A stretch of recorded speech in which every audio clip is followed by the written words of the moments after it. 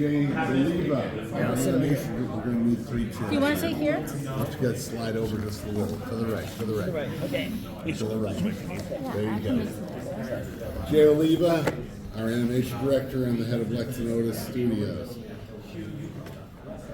PDA. Thank you.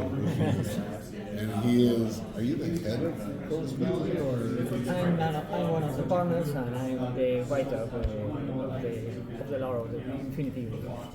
And the funny part is, that's a Brooklyn accent. And Alberto Abal, please explain what you do.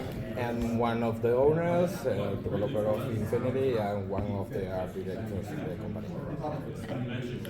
There we go. Have at him for a couple minutes. I'm going to eat some ducks. Yeah, I did the same thing. I also have lozenges that you guys have been talking all day. I need something to help soothe. I've been told to ask you, Jay, this question about adapting your RBT to animation and how you piece that. Okay. Yeah, I've been told that's a you question. Although we can come back to that question. No. So adapting anything is always a tricky, right? Because you have a fan base, a rabid fan base, who, in their mind, it has to be this. Now, whenever I approach something, I have to look at it from a fan. Even if I'm not familiar with the IP, I have to kind of understand why do people like this, and then as long as I understand that, then I try to look at it from a filmmaker standpoint and ask myself, what is the story that I want to tell? So in this particular project, like I've been playing this game for like 15 years. I have all the miniatures painted, and it's a Lusquinos game, so you only have these few models, but the terrain is beautiful. Right? You're moving around, and in my mind's eye, I feel like I'm in the head of a squad of these, these mercenaries or these characters, these super soldiers, and in the playing with my friends, in my head was like, okay, you know what? There's a great story here. There's an untold story that, if you go down to the personal level, that I really want to tell in this universe. Which is why when I contacted Corvus Belli, I told them I have an idea that I want to tell the story at this point in the timeline, because they have a very big timeline, and I found a timeline that was about 15 years from where we are at, 15 years back, and I said this is where I feel like I want to tell a story within the story. So there's an event that happens that this is all leading up to, that I wanted to tell a story that hasn't been told, that the fans have, because I made it up. And of course, I had to run it by Gutier, and he gave me his blessing, and that's kind of how I adapted. And also, taking when I played the game, and kind of thinking about like who I wanted to be on the squad and all that. It was kind of interesting. It was like being a little kid again, right, with your He-Man or Star Wars toys and creating and inventing the stories along the way. And now it's just a matter of, okay, now how do I dramatize this? How do I make this into a fully fledged story from beginning to end, but also still stays true to the original IP? And that's how I go about adaptations. How was it sort of incorporating elements of the gameplay mechanic, like the terrains aspect on everyone's characters and pieces like that? Was it something that flowed in seamlessly, or was there an attempt to kind of... Oh yeah, I mean, so what's funny is that so the faction that we focus on, which is the Hakislam faction, isn't the faction that I play. So I'm not super familiar with them. I just love the models and I love the background. So there were times when we were, developing the action sequences or the story, Gucci would be like, oh, by the way, Jay, the guns don't have cases, so there's no cases coming out. And, oh, when the characters, use their jump pack, they can't fly to jump. And I'm like, oh, yeah, okay. So he was there to kind of keep me, on the straight and narrow. And there are times that, I would say, I need this, emotionally. Can I please have this? And, we came to a, kind of an agreement. We met halfway where I said, okay, I know this is how it is originally, but for dramatic reasons, I need to kind of nudge the lore a little bit this way. And luckily he was able to say, give me the thumbs up, which is funny. I actually saw a video where somebody on YouTube, they broke down all the things we showed on the trailer. And one of the comments was, I wonder if UTA has given a thumbs up to this. I was laughing like, yes, I have. It has a Gutier stamp of approval. 1 or 2 thumbs up. Yes. Yeah, What is two it? thumbs up. Even considering that everybody thinks I'm a really annoying person. Is it possible that we're going to have some reverse interaction where the pilot's now going to have an impact on gameplay moving forward, or the lore? Well, actually, before you answer that, I didn't know this. The box set from Operation Blackwind is the composition of the anime. So this was before Blackwind came out after. So when we were putting the team together, I had an idea of what I wanted to do. And then when the Blackwind box came out, I was like, wait a minute, this looks familiar. So It's the main problem we have is that the series is set 15 years before the current moment of the game. If you see any character will be older. So, but in any case, the units you are going to see in the series will be the usual ones from Infinity. At some moment will be sometimes working on the series, that's for sure. So I can tell to our community of player guy, you will see things in the future. Yeah. It's backwards compatible. yes.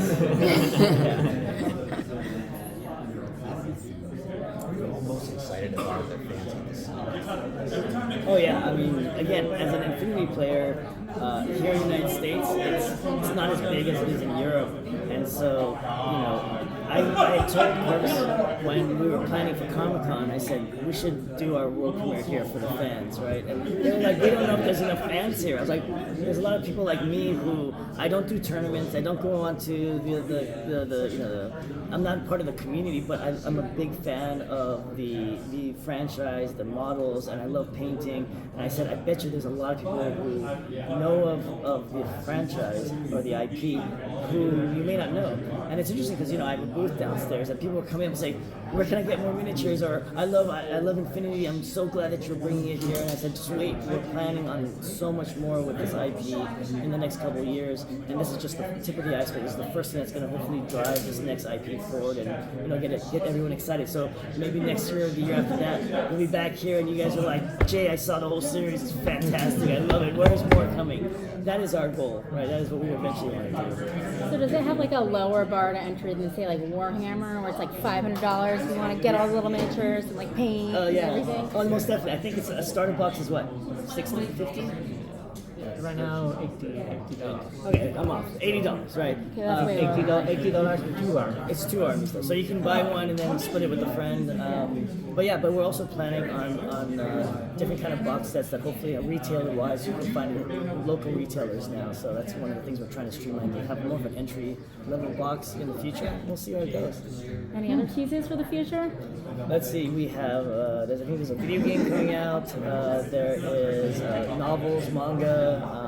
There is quite a lot. Like I think when you interview Matt, Matt will come up. He'll has the roadmap of all the things coming up, and it's exciting.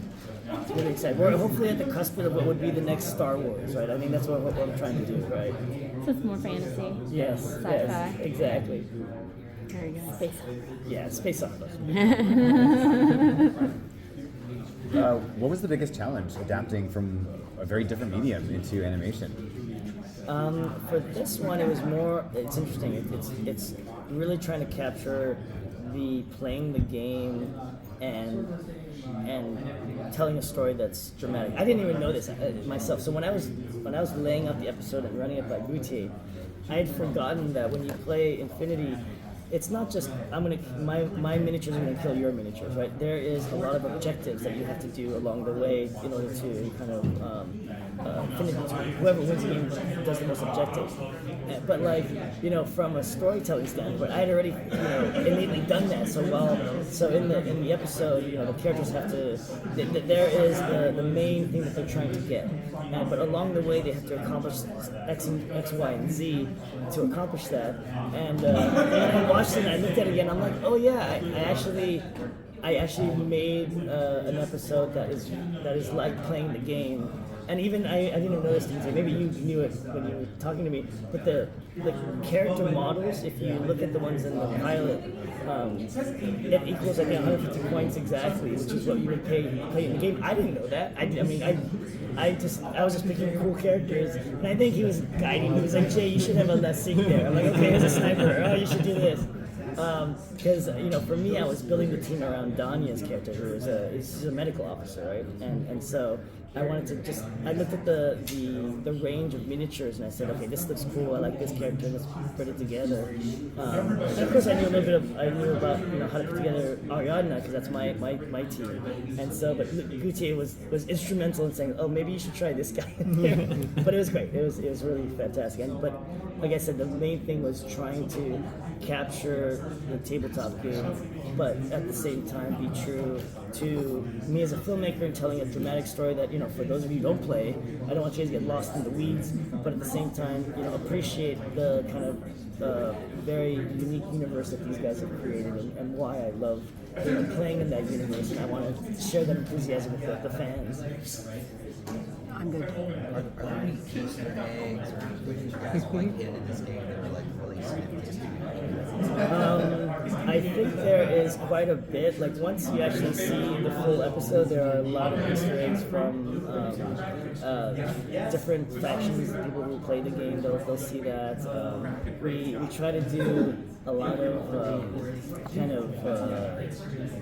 like it's familiar. Like for example, there's that room. There's the room where they are doing the mission briefing room, right? I'm just riffing off Aliens, right? There's that mission briefing room in Aliens, where Hudson and all of them are talking. So there's a lot of things that I'm taking from sci-fi tropes that I know and love that I'm like kind of riffing, because again, Infinity does the same thing. They take a lot of things that from different kind of sources and be like, okay, what's our spin on that? How do we make this more unique? What do we make this in a way that is reverential to the original IP idea, and then do something different? So we do a lot of that kind of stuff in there. All right. Yes, Well, thank you so much. they cut us off. So Thank you so much. thank you.